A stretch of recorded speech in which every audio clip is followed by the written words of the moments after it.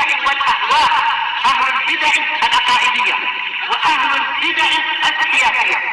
نقول بيننا وبينكم السلف، بيننا وبينكم الكتب، كان فيقول البدع. Bismillahirrahmanirrahim. Ada pertanyaan, apakah benar perbuatan seorang anak yang tidak mau melunaskan hutangnya dengan orang tua dengan alasan karena statusnya sebagai seorang anak, atau dengan alasan kalau dia dulu ketika mampu dia sering memberi kepada orang tuanya?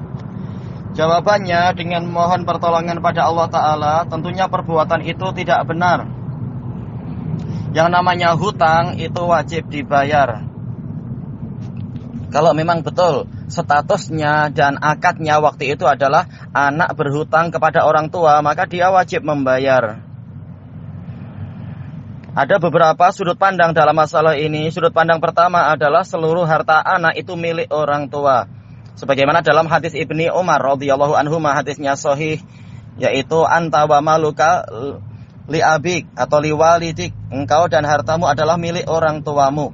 Ini menunjukkan betapa besarnya hak orang tua, karena mereka lah yang menjadi sebab lahirnya anak dan seterusnya itu.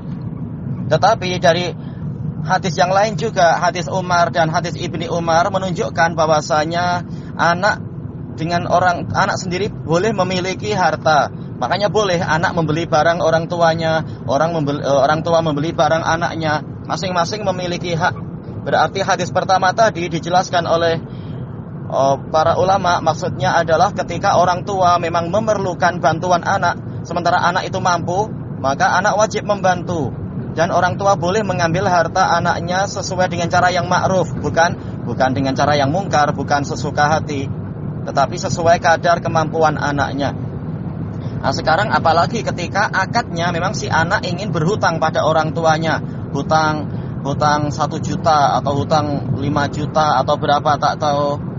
Ketika orang tuanya tak mau untuk memberi sesuka hatinya karena anaknya sudah dewasa, sudah mampu, sudah ini itu, sudah boleh mandiri. Misalkan tahu-tahu anaknya perlu duit 10 juta, orang tuanya mengatakan, kalau engkau saya beri 10 juta berarti saudara dan saudarimu yang lain juga wajib berhak untuk diberi yang setara. Dan orang tua tak mampu yang seperti itu misalkan. Makanya kesepakatannya adalah hutang. Maka orang tuanya menyerahkan duit 10 juta kepada si anak. Maka ini adalah hutang. Tak boleh anak kemudian mengatakan saya tak mau membayar karena ketika saya duit banyak pun saya sering berbuat baik pada orang tua. Jangan lupa, kebaikan apapun yang kita berikan pada orang tua itu tidak mampu untuk membayar kebaikan orang tua. Sebagaimana di dalam hadis Abi Hurairah radhiyallahu anhu, hadis diriwayatkan oleh Muslim dan lain-lain, kalau tak salah juga Bukhari, Rasulullah sallallahu alaihi wasallam bersabda, la yajzi waladun walidah illa ayyajidahu mamlukan fayashtariyahu fayatiqah. Seorang anak tidak akan mampu membalas kebaikan orang tuanya sehingga dia mendapati orang tuanya menjadi hamba sahaya, kemudian dia membelinya, setelah itu dia memerdekakannya.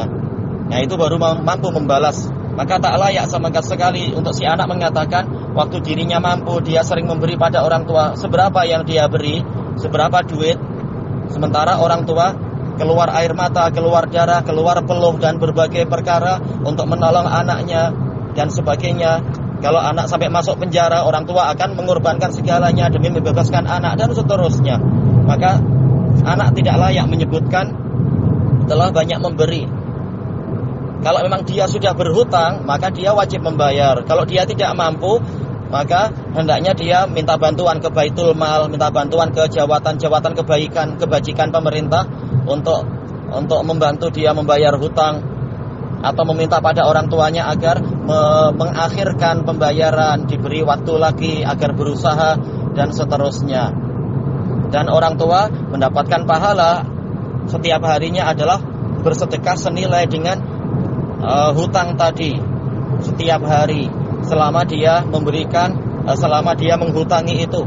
Kalau sudah jatuh tempo dan masih diperpanjang lagi, maka setiap harinya dia mendapatkan pahala seakan-akan sedekah 2 kali lipat dari nilai hutang tadi setiap harinya, sebagaimana dalam hadis Buraidah.